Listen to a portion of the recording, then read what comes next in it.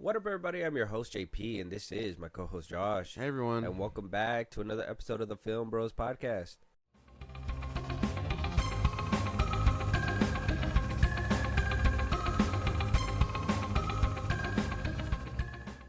All right, everybody. We back. Spooky season. It's the great time of the year. We love blood. We love gore. We love all that stuff. It's amazing things. Well, half of the podcast loves this stuff. The other half, not so much. Blood and gore is not very much your thing. But one thing that I wanted to touch up on before we get into the actual review and, obviously the things that we're going to kind of break down in this episode is the use of gore in movies nowadays. Okay. Right? Like, there's movies that were made in the early 2000s, late 2000s, even in the 90s, right? The little pop blood packets where, they're shooting at them or they rip them apart and you see guts, intestines, chocolate, whatever used to would be work. the black and white. Nowadays, it seems like it's all CGI, right? Yeah. And it's going to be kind of like a little topic as we go through this movie as well, because I think that's I would say that's one of the gripes that I have with this film. But I think CGI is good and bad in the sense of we can't get real blood, in the sense of like actual pain. And you've seen other movies and with this kind of genre where they do it and make the blood look real and the gore look real. And I don't know. Does the CGI, for somebody who doesn't really like that horror and the blood and all that stuff, and it took you a while to even get into it, I think, the last like bloody massacre movie that I think a lot of people can really say it's crazy is The Terrifier, which I kind of feel is an industry plant, but that's just me. Whatever. What? But wait. For Twitter. And for Ash, just because I know it's going to kill him, I need you to elaborate on that a little bit so I can post this to the FIlmBros podcast Twitter. Okay. Follow us there. So, well, let me finish up with this one first, and then we'll get into the Terrifier thing. But blood and gore these days, does it make it a little bit more digestible for you, seeing that it's CGI, that it's not, actual blood? I mean, does the realism go away, or are you able to play along with the ride? I would, if I'm comparing it to like other movies, like Saw, because as far as I know, all of that shit looked pretty real. Yeah, they don't go CGI. Yeah, that all looked like prosthetics, fake blood, and all that stuff. So I would say there is some kind of like realism missing, only because like. It's the actor's job to portray the pain and agony that they're in, but I guess it's a lot easier to pretend.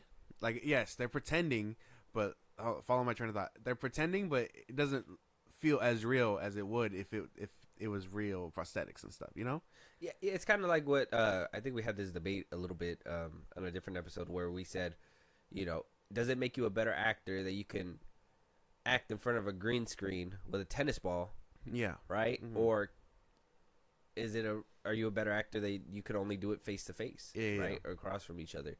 Like, I think that's kind of like what this is right here too, right?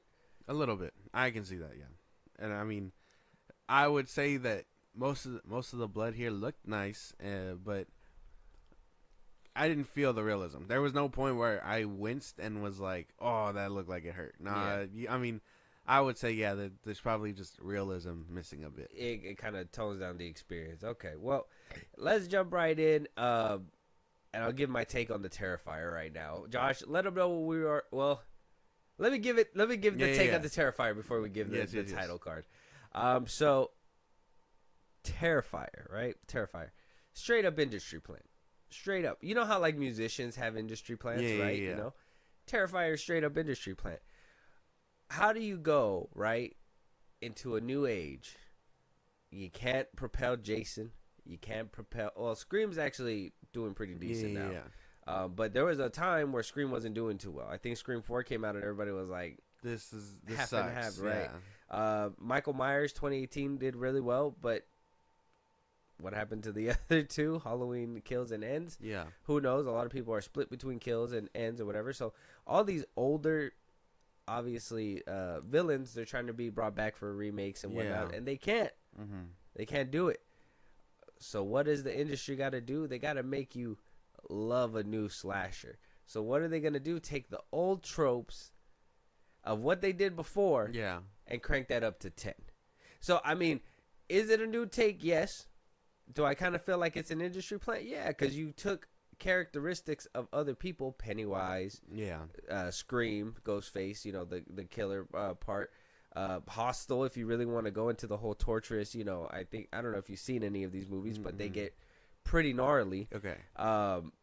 And I'm just like, you know, that what we had before, which maybe this kind of comes into like play too, is upping the score in horror movies a good or bad thing, right? Because it could be good for some people, like, oh fuck, dude, like I couldn't even watch that shit. Yeah.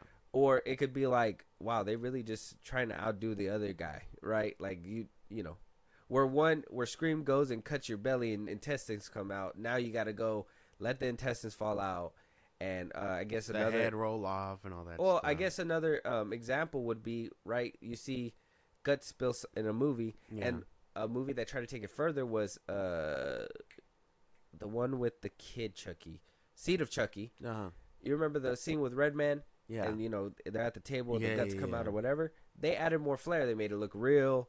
That, you know, this ain't the first time we see intestines, so how else can we make it? The stomach acid burns the floor. So you crank it up in a subtle way, it's good. But then you get the cases where the Terrifier, where they crank it up to 10, and you're just like, no.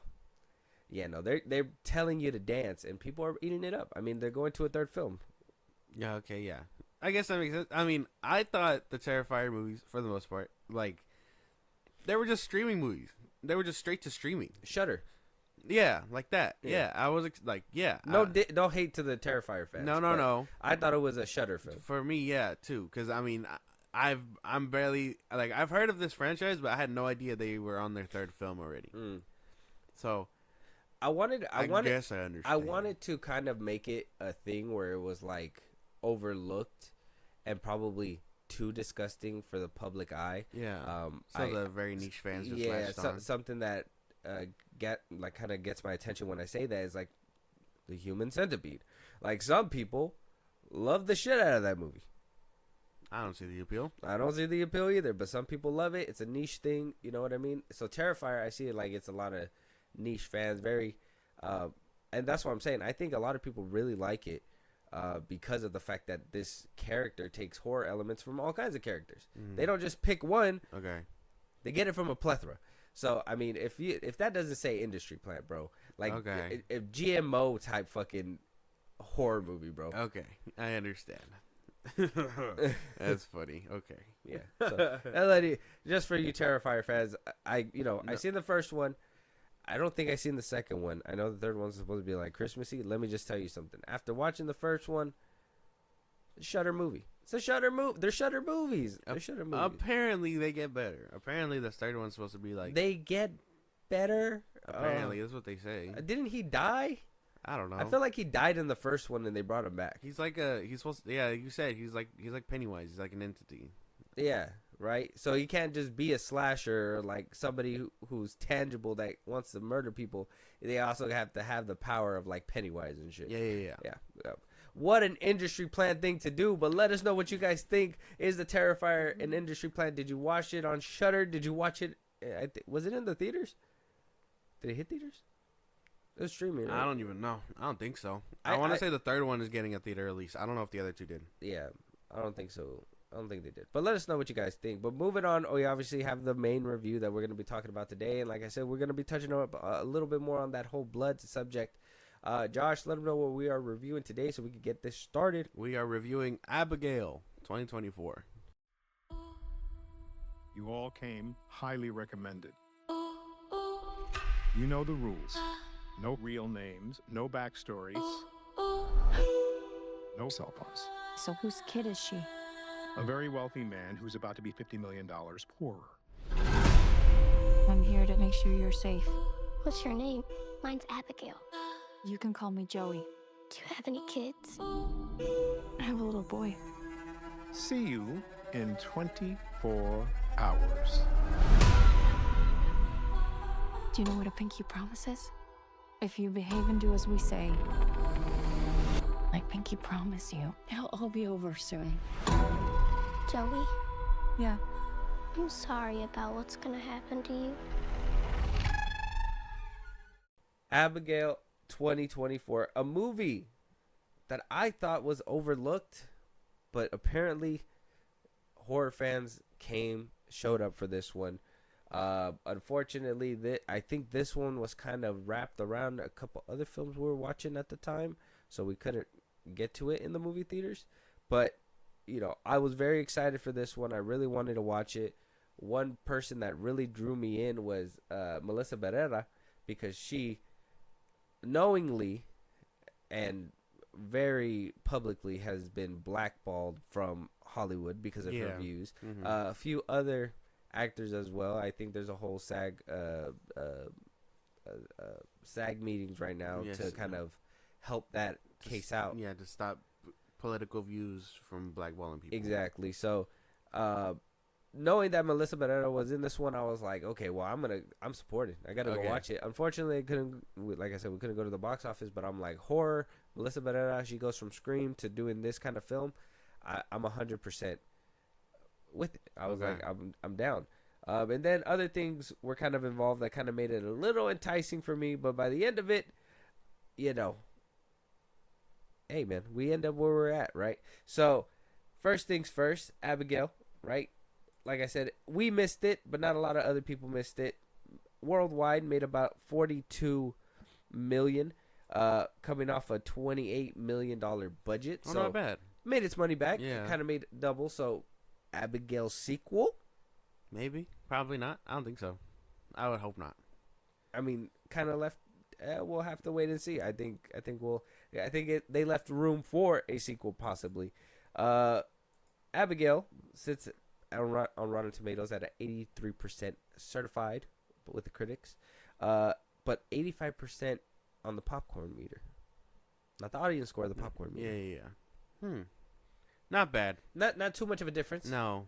I think there's a minority group that is just like, I hate vampires and I hate fun. Yeah, I guess. Yeah, we fucking hate that shit. Yeah. They were sitting in the theater like, I hate that. It's the coolest shit ever. I want to get my money back right now. So I don't know. Maybe some critics are just hating. Who knows? It's Probably 15%. It's a horror movie. Compared to 85. Yeah, do dirty stuff to a horror movie. Critics are gonna critic, I guess. I agree. I mean, I think the 15% are, like I said, are those people that just fucking hate horror movies and all that stuff. I don't really think that they enjoy it, because I personally, you know, think it's a well-made horror movie. I don't think it's something that you look away from too often. No. If you're into, right? Walking into this one, to kind of give you my thoughts on what I was thinking when I was watching it. First of all, I watched this one like at the early mornings, right? I think I woke up like at 4 a.m. and I was like, you know, like a psychopath, just I'm gonna pop on a horror movie. That's just what I do sometimes. I'm just like, hey, I'm alone, everybody's sleeping, let me scare myself a little bit. Let me see if I still got it. You're like, what was that? And so I'm like, look, I've been waiting for this film. It released on Peacock. It's out on Peacock right now for anybody who's curious. I was very much looking forward to this film. And you know what? At the end of it, who knows? Like, I think there was some ups and downs for sure, but this one really reminds you of like a mixture of like a few movies. That it just couldn't get out of my head. But I was personally like excited to jump into this film. I don't know, were you excited? I feel like I had to drag you to get to this film. Yeah, I wouldn't say I was too excited. The first trailer we watched was kind of, I think lately people, this is a bigger industry thing, but I think marketing is a bigger thing that people are failing on. But other than that, the trailer didn't really do it justice for me. A ballerina vampire sounded kind of dumb. So I was like, I don't know if I'm gonna vibe with it. And then you were hyping it up, and I was like, oh, what if it's another fucking? Because you hate fucking creativity, bro. What's another fucking like? I thought it was gonna be Redfield again. I thought I was gonna be like, no. Yeah, that's why when you were like, Redfield's good though. no, it's not. You were like, oh, watch it. I was like, all right, bro. But if it's another Renfield, I'm about to say a crazy sentence. It was good because Aquafina was in it. That's crazy. That is a crazy sentence. Nothing's ever good because Aquafina's in it. Not even a Little Mermaid. Yeah, no, that didn't really help either. But No. they gave her a rap and everything. But I would say that I wasn't looking forward to it. But after watching it, and I mean, obviously I had my highs and lows with it. I was kind of sitting there like, oh man, in the beginning I was like, oh man, I hope this isn't the whole thing. And then it ended up unraveling. So I was kind of down. I was kind of down with it, like at the end. So I feel that. In the beginning too, I was like, yeah, I hope that they're not, trying to save it. I mean, they put it throughout the whole trailer, right? Yeah, like the yeah. whole vampire, whatever, blah blah. I didn't. I wasn't a fan of that because I will say I think the beginning kind of took a while yeah, to get started. Obviously, there's a lot of characters that you got to kind of introduce. yeah, And they cheated. They cheated by doing this whole let's play a game and you tell me who I am. yeah. I was like, wow, this is exposition. This is how we're gonna give the exposition in this movie. That's fine. I guess somewhat creative. Not really. It just seemed like something that the people in the room just first thought of. But when it did start unraveling, I was like, hey, all right, we got some twists and turns in this bitch. A little bit, yeah. So without further ado, we're gonna jump right in. Right, Yes. spoilers up ahead, guys. Spoilers. If you don't want it spoiled, walk away. If you want to know what kind of happens in this movie and if it's worth watching, go ahead and stay. If you want to save this video, go watch it first and come back. Do whatever you please. Exactly. This is America, right? But come back and listen. Oh, and if you're not in America, I mean, you can also listen. keep it Canadian. Yeah. Keep it Canadian. That's dumb. So the cast, obviously, Melissa Barrera as Yeah. Joey. Mhm. They gave him code names in this movie. Dan Stevens as Frank, Alicia Weir as Abigail, Catherine Newton as Sammy, William Catelet as Rickles, Kevin Durand as Peter. What a wonderful day! And Angus Cloud as Dean, Giancarlo Esposito as Lambert, Matthew Good as the father. That's literally how small the cast is. It's like 9 people in this movie. Mhm. No wonder it was kind of cheap to make. I think they mostly put it towards the whatever's happening within the film, which is a good thing. I was down for that. I think it was a good thing. Very focused, very small, but felt kind of impactful depending on what you make of that ending, right? Yeah. So, like I said, spoilers. Last time before we get into the character breakdown, I'm gonna kind of talk about the movie. So we get into the film. We get into a few heisters, some bad guys, some people that are on a job, right? They're on a job to get, and as the opening credits kind of go, you see our main character, Abigail. She is the ballerina vampire that you see in the trailers. Yeah. She's doing her little dance. Everybody's setting up. They kidnap her. Because they want money. As they take her to the house, apparently things aren't what they seem to be because they want money, but nobody wants the little girl. Yeah. It turns out to be kind of a setup.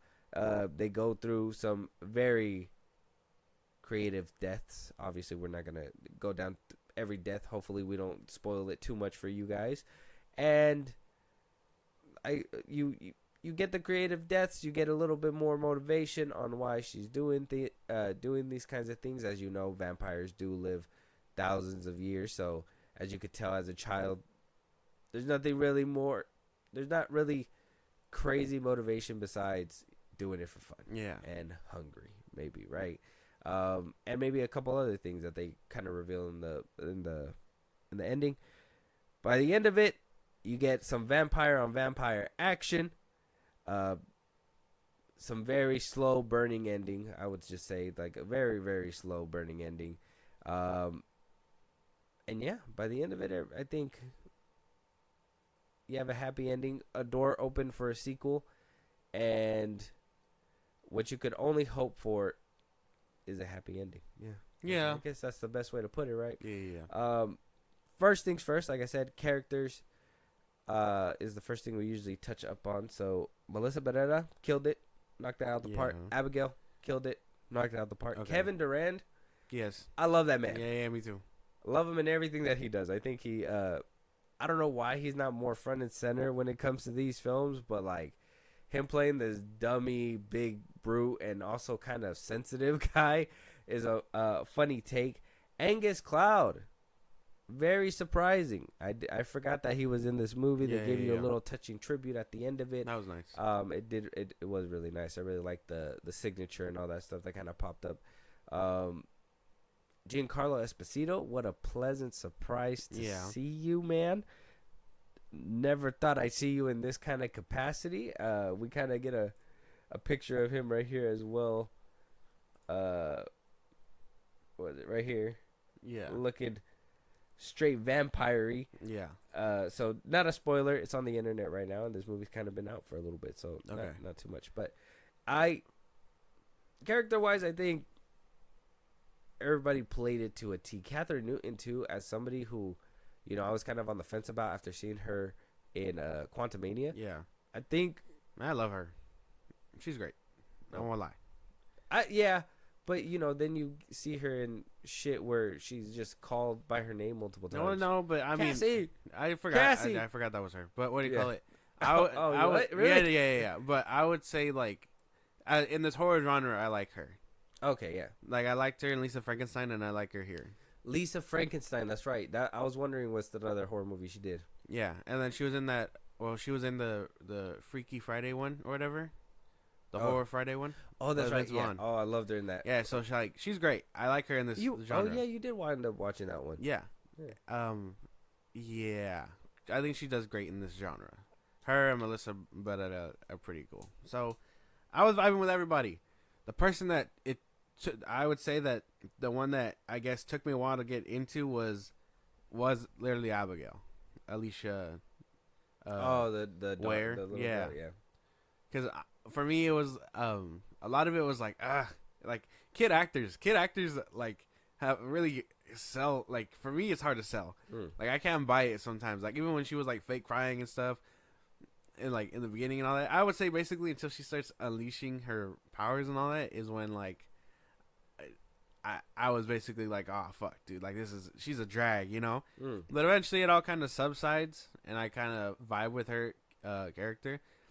I would say it was until like the second act when I was like, okay, now she has me and she's selling me and all that stuff. When she's actually playing the role that she's supposed to be. Yeah. I see what you mean, but then I feel like you're missing the point, because I think the point was the fact that she was so bad at like acting that these people didn't notice it, and she was just, you know, kind of fucking around with them. You think so? Yeah, that was just kind of like what I took it as, because as I was watching it, I was like, yeah, she is kind of crying terrible, but I'm just like, after they give you that reveal that it turns, obviously, like I said, it's not really a big reveal because you know she's a vampire, but she kind of plays dumb in the beginning, right? Yeah. And when she finally comes to her own, I was like, oh, okay, that's right, she is a vampire, so she was probably just playing stupid. Oh, okay. I guess I can see that then. Yeah. I think everybody did their thing though. I did like everybody here. My favorite, like, a weird dynamic. I was not expecting everyone to like vibe as much as they did. Honestly, but I they really all kind of. I like Clouds and Newton's chemistry. Yeah, they all even had though like, they were kind of at each other's necks. Yeah, they all had like chemistry. It was funny. I liked it. I liked all of them like together. Rickles, and the way that Rickles and Joey, what they were basically like, oh, we'll watch each other's backs and stuff. It doesn't really work out, but it didn't last too long. Yeah. You know. But I would say everyone here did pretty good. Okay. Yeah. Character-wise, I think everybody did have a lot of chemistry. And you know, before I go on my little piece that I got to say, just in case I didn't say it in the beginning, I don't think I did. The directors are Matt Bettinelli, Olfin, and Tyler Gillette. Just so you know, they get their credit as well. I don't want to miss out on that. Oh, they did the Scream movies. They did do the Scream movies, yeah. But like I was saying, character-wise, though, I think they all just everybody did exactly what they were there for. Even like I think honestly, and he was just like a small role, but the father at the end kind of wasn't a very good actor, even for the little bit of time that he had. So. Yeah. I think he was like the only one where like by the end of it, this is what I mean, where like I feel like the ending kind of dragged on, because it was like this is happening. It's like now you're about to do what I said. You're not gonna see your family again and blah blah blah blah blah. But then something else happens, right? And then something else happens, and I'm just like, okay, well, when are we gonna get to the ending here? When are we? I see what you're saying. Are we almost there, man? And yeah, and then we get the final character, and you're just like, yeah, no, that's not. It was one of those landings. It wasn't like a full on superhero landing. It was like a wobbly one, right? Like you twitch a little bit, but you still stay on your feet, but you kind of stumble just a bit, you know. Yeah. Like it hurt on impact. Yeah, like it kind of hurt your knee a little bit. Yeah. And you had to relieve the pressure. Yeah. I would say. I see what you're saying, but character-wise, at least I was fucking with everybody. Frank, funny, had me dying. Yeah, that line where he was just like, "Sammy, those are fucking onions." Yeah. I died. I was like, that was so funny. I'm sorry, dude. Like, a lot of funny stuff in this movie. I like Newton because even her playing like kind of dumb in a way, she was just like, I've never seen garlic before. I don't like, cook. When fucking dude, okay, I like just so I can get like the scene, like small scene spoiling out when Kevin Durant's character Peter body slams Abigail from the air, dude. I was dying. I was like, what the fuck?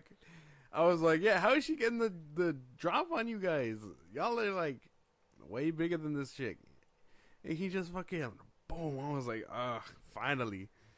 But man, yeah, a lot of this stuff was really funny. Yeah. I like that realization when they were like, she's just a vampire. We could do whatever we want to her. And yeah, her getting bodied. I think they get a little bit more vicious with her as well, but not too crazy because she's still a vampire. With the scene that I was like, holy shit, and it was with Catherine Newton when she gets kind of possessed by her, by Abigail, and I was just like, okay, like that's fucking cool, man. Like I didn't see it coming, but the fact that Newton played it and she played it so well, I was like, all right, I'm invested with this. As soon as I seen that, I was like, man, everybody can play a vampire better than Abigail. I was like, that shit's crazy. She's just a little girl. Her and what are you gonna do? Give her the next Razzie? Her and some fucked up shit. That's that's you. I wouldn't do that. That's you. No. I wouldn't do that. I wouldn't be like, take the you're like award everybody for did their acting. thing except for that little girl. Like I have a vendetta. No, she just couldn't do it in the movie for me. Sometimes that was about it. But I would say like Frank and even Giancarlo Esposito and Catherine Newton kind of played good vampires, so. Yeah, they did. There wasn't really too much world building in this movie, so we can't really talk too much about that. It was self-contained. Yeah, very small. Camera work, cinematography, really fun. I don't think there was too much flair with the camera, off my memory. I think it was pretty basic. A lot of cutting. A lot of cuts. A lot of cuts in the certain fight scenes. Yeah. Lots of cuts. Because they had the girl flying around and all that stuff. The one scene that I think sticks out the most, if we're talking camera work, is the ending where Frank he body slams like Abigail and like her body just contorts. Oh, yeah. The camera follows her all the way till she collapses. So I would say that's probably like the most creative that they got. Okay, yeah. I'm trying to think that scene with Mr. Rickles, when they're walking away from each other. Yeah. The camera didn't like walk up and show him, right? It kind of just panned. Yeah, it panned a little bit. Yeah, Yeah. it panned, and then it's like, oh no, Yeah. and then he collapses. So, yeah, not too creative. They a lot of basic like horror movie tropes. Yeah. Okay. Yeah. But I do remember that one scene that you're talking about. I'm trying to think of any other camera work, but I don't really like. Even the opening didn't really. Usually a director will. If you're the Madam Web director, you give a shaky cam for like the first 20 minutes. All right, man. Right? If you're Michael Bay, you give us that fucking heroic spin, right? The camera work. So it just depends on the flair, and they usually show you in the beginning of the movie, and this one just didn't really have too much crazy flair. I see what you're saying. Yeah, Mm-hmm. kind of basic stuff. I would say a lot of this movie goes into the cast, and CGI, because the story's kind of basic. Mm. It's fun, and I think this movie relies heavily on its characters and going to like the plot and everything. Yeah. I think the story is kind of basic. It's just it's kind of like a Panic Room scenario. That's what I mean. It's like Panic Room meets what's it called? Panic Room meets From Dusk Till Dawn type shit. So it's like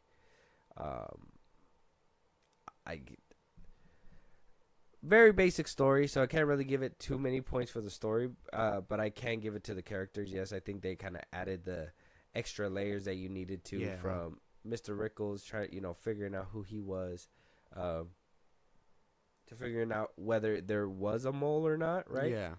So there's not really too much with the plot, too much with the camera work, right? Pretty basic stuff, not too crazy. Hopefully they get a little bit more creative if there is a sequel. Fight scenes though, the fight, Great, fun. I had a lot of fun with the fight scenes. The killings as well. Yeah, you could kind of couple that in with it. Not too creative, but some fun. of them were off screen. Yeah, like I want to say like 2 of them were off screen. Yeah, for code name's sake, to avoid, I guess, who actors bite the dust. Yeah, I'm gonna just use their code names. So Dean, kind of his death was kind of like quick. I don't know if that had to do with things outside the movie, but I assumed it was kind of quick. Kevin Durant, his character, all that stuff. So I would say have mixed bag, but fun. Yeah. The killings were kind of gruesome though. I do like that scene where, she's kind of dancing with the corpse. Yeah. Tough. That was tough. The exploding in the daylight was crazy. Yeah. Oh man, that scene was actually nice. The stake to the heart was crazy.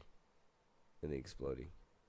Yeah. So they got creative with like With some things. and I wouldn't say it was like top notch over. Like you're not getting jigsaw kills, right? Like how you were saying, you're not getting like creative. It didn't feel that way. No, it was just very, oh no, she's gonna bite me, get her off me. Right? I thought that Punch her shit in the was face. funny because the stake goes through them and they just pop like a pimple. That shit was funny. Yeah. I was like, what the hell? It's just, oh no. It's so funny because every movie has their own interpretation. I would say like every vampire movie has their own interpretation. Sometimes it's like they kind of just turn to ash and skeleton. Some of them they kind of like glow and explode, right? And this one was just so unceremonious that it just was like, yeah, that shit was funny. Like they're blights on the world or something. Just like they just die.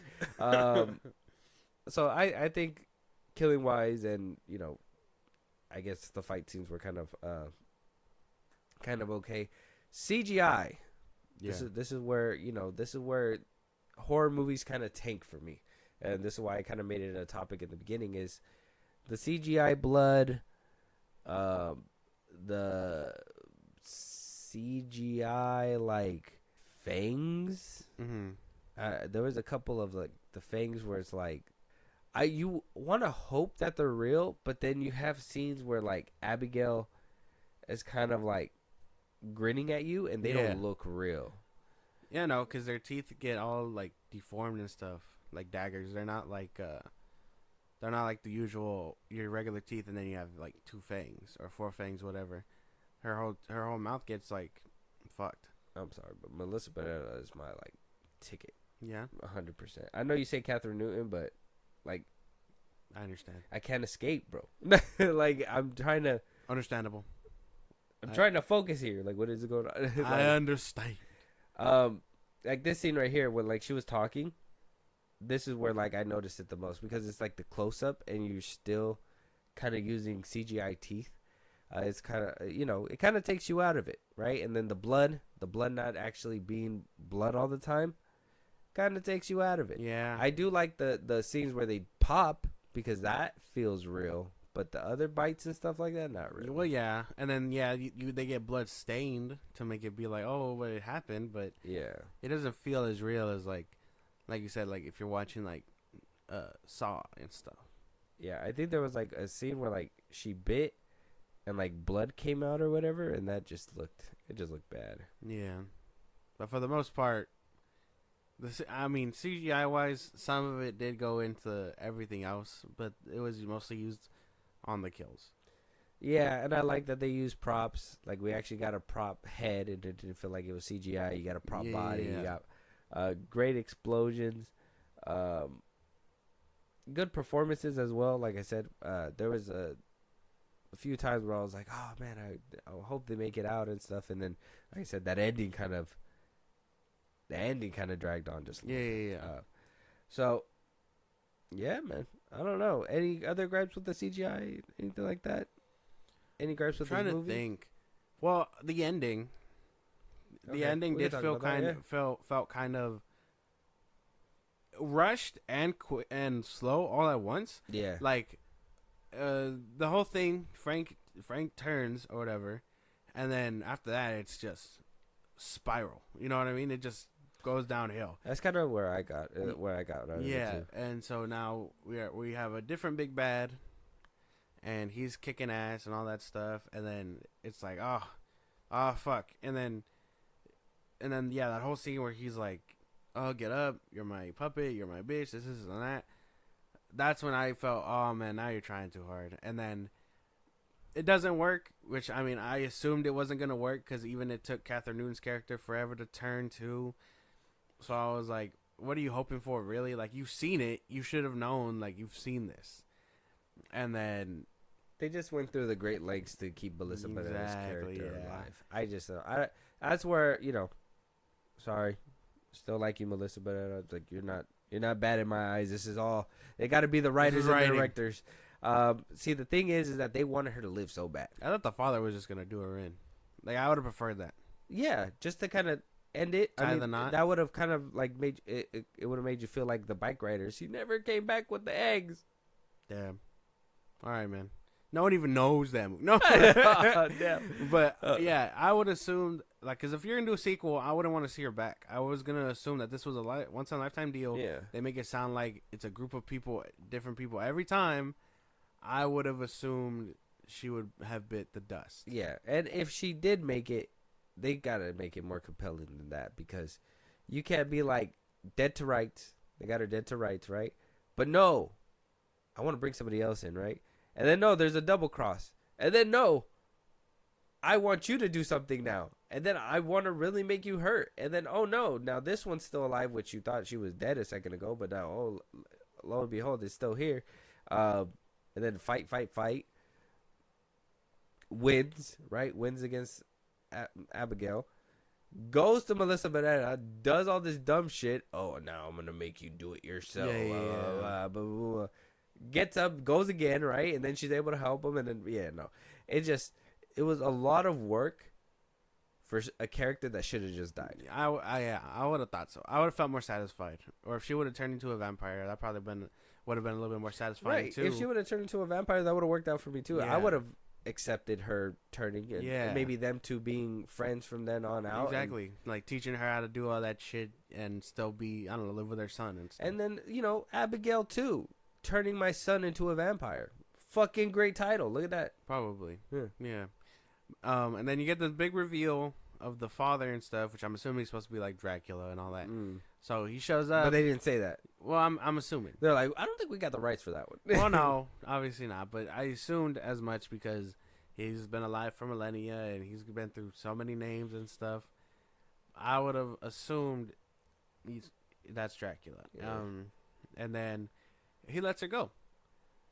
he lets her go because Abigail said or whatever, but Abigail just confirmed earlier in the movie that he doesn't care about her. So why would he have spared her regardless? Well, I mean, it just goes to the whole thing where it's like, oh, Daddy doesn't love me, so Daddy had to prove that he loved her. That was the whole point of this, kind of like her motivation too. That's what I'm saying. Like her motivation was kind of basic too, right? It's just kid stuff, attention, and love. Okay. That's all that she wanted was attention and love, and she doesn't get that for years, and she turns into a bad person. I like Jesus. Like this movie was one step away from being like, what was that movie in Scary Movie where it's like, you have changed my mind, now I will never kill again. Damn. It's like that's how like close it was with that goofy ass ending. Only because it just kind of, like I said, it just felt like they just wanted Melissa Barrera to live. Like it exactly how you put it. It seemed like they threw ideas out and they're like, no, but she needs to live. Yeah. Like it's not gonna work out if there's two of them, right? Like no. They need to live. So that's, I would have preferred her death. That was the writing's room. They're like, take the script back. She needs to live. Probably, yeah. And then she came out with her take, and they're like, how the fuck? Now I wish she been. I don't know. If I was in the chair, I would have caused her death. Like I understand she has the most motive. She has to get back to her kid. She's a junkie turned sober and all that. I would have preferred her bit the dust. I think Angus Cloud's character should have made it. I mean, yeah, a little bit, but no. But for the most part, I was vibing with everything. Yeah. The ending just felt a little bit of a drag. Yeah. But if you're willing to sit, beginning felt like a drag. Yeah. Because it all the exposition to get you to the point where you need to care for these characters is all right there, and then you have like that fun in between, right? And then you have the ending. Like I said, whether if you like it, because Melissa Barrera makes it out. Kind of like a spoiler, like me spoiler, but it's a big point because this movie deliberately, like if you notice in the film, it deliberately tries to make it so she survives, and that's the thing that kind of disappointed me. She barely I think throughout the whole movie, she barely gets any wounds. She does not get as wounded as like everyone else. The ending is where she gets it. Yeah, and then the ending she gets it the most, but she's not covered in like her own blood. She gets covered in everyone else's blood. I think the one that got it worse was like Frank, probably. No, Duran's character, Duran and Newton. Them two were just getting beat up left and right. That shit was funny. They were like they were like What was it? Oh yeah, it was Duran where she got like the Jesus piece off his neck and just fucking. I was like, like that would hurt me, bro. Like it's not big enough to kill you, but it's hurting you, bro. Like it hurts. It's like tiny little paper cuts. Yeah. Well, here we are, Josh. If you don't have any more, I don't. No, I think the movie was pretty like straightforward, even though it was a long race. Yeah, Josh, give us your final thoughts and your rating 1 to 10. For what? 1 being the worst, 10 being the best, 5 being in the middle. Go ahead. Oh my god. I would say for a movie that I wasn't expecting to like take me for a little roller coaster ride, I enjoyed most of it. I do think it drags on a little bit. Most characters were fun. A lot of the scenarios were funny. This movie balances both kills and comedy. And I don't really have in the spirit of Halloween, I don't mind this movie as much as I minded like Renfield and all that stuff. If I could get more vampire movies like this, I would be more of a vampire kind of guy. You need to stop dragging Renfield. No. Because here it comes. No, I'm just kidding. I would give this movie, now I'm thinking about it, I got to give it like a 7. 7 out of 10. What a guy. You go, boy. Yeah. Just say you love Halloween, bro. Just say it. Like, you're just like, this time of year, I don't really like it because I'm scared, but I like it too. It's like, what do you mean? I like Halloween. It's not bad. Yeah, it's a good holiday season. And then Christmas. Some may say the best holiday season. The best. I don't know. What do you think? 4th of July is better? What? I mean, do I get fireworks on Halloween? I don't know. Do you get candy on 4th of July? You can buy candy anytime. Huh? Yeah. Yeah, overpriced. Yeah, but that's neither here nor there. You get free candy from strangers. That's the best kind Yeah, of candy. yeah. I was like, I'm that's just kidding. For the kids that listen to don't take candies from strangers. It's not gonna end out well for you. You might end up at Abigail's house. My thing is this movie I was excited for. Melissa Barrera was my attention grabber. yeah. I really wanted to watch it because of her. And then after watching it, like, I don't remember anything else besides this movie besides Vampire, Melissa Barrera. Watching it, I was fulfilled. Now, did I really want her to the point where I wanted that ending? No, not really. It would have been cool to see kind of like tragic happen or whatever. Because, you know, how do you survive in an encounter with a vampire? Right? Yeah. Right? By the end of it, I was mildly satisfied. Like I said, very turbulent landing. Okay. It wasn't a straightforward landing. I give it shit. I think we're probably about the same. I would say like 7.5, somewhere around there. I would say 7. Okay. 7 because of the messy ending. Okay. No, wait. I'm revising. Blood was kind of bad too. 6.5. Oh, okay. CGI blood was kind of Knocked bad too. off 5 points, man. Yeah, because that's even more. Story wasn't really too strong. I mean, it was basic, right? You don't really need it. The character work, they did help out, but then you think about it. I mean, Newton's character, you don't really get too much about. There's no big reveal with her either. She just kind of goes, and then Cloud. Like, nobody has a big reveal moment besides Melissa Barrera, which is like, oh, I have a child, and you know I did bad things, or whatever. Like, they really invested in her character, and I don't mind it. But if you're putting this group of people that, if we want to be a little bit honest, and you know, Barrera, same again, heart emoji. We're putting a little bit more charisma into it, performance. I think that's where we have an issue. So I'd say a 6.5. I revise it, 6.5. It's good. Okay. Yeah, I understand. I don't know how often I'll come back to this one over other vampire movies. Yeah, no. Like, if there's a lineup of vampire movies, Abigail's not going to be front. I feel that. Yeah. I feel that. I feel like, I mean, you got the classics there. Like Yeah, Lost Blade Boys. Trinity. Man. Be serious.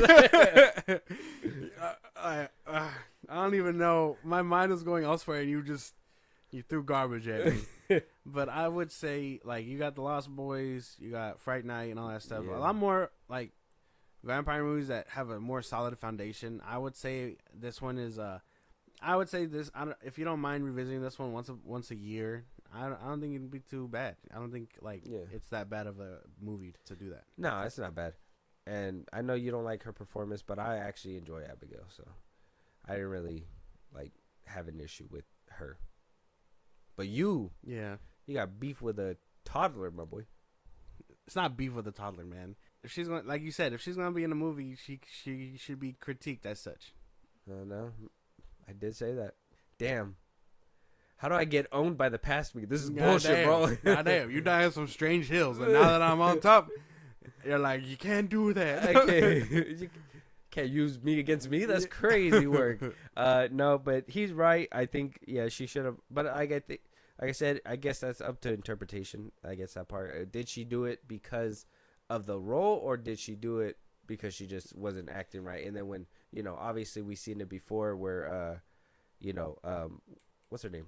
The girl from Ms. Marvel. Yeah. Where I don't think she's the greatest, but her enthusiasm really spews out the screen, so you could tell that she's having fun.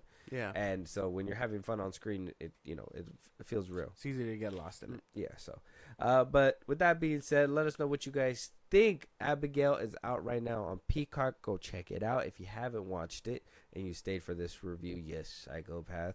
Let us know what other spooky season things we should be talking about. Any other spooky movies that you want us to review. Any other movies that you want us to review before the end of the year. Like I said, we are coming up on our 2024 movie ranking. Josh has his own set. I have my own set. Mm-hmm. We have different tastes, as you can tell. It's going to be a good time. Let us know. End of the year is coming up. We're wrapping up. Josh, let them know where they could do all that. Talk to us. Give us comments. Reply.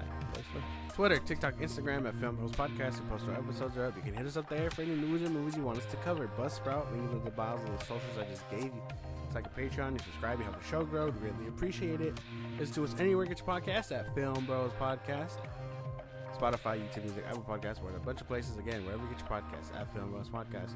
Be part of the conversation. Twitch at FIlmBros Podcast. And when it's all said and done, you can subscribe to our YouTube at FIlmBros Podcast. With that being said, we will talk to you guys on the next one. Talk to you guys later.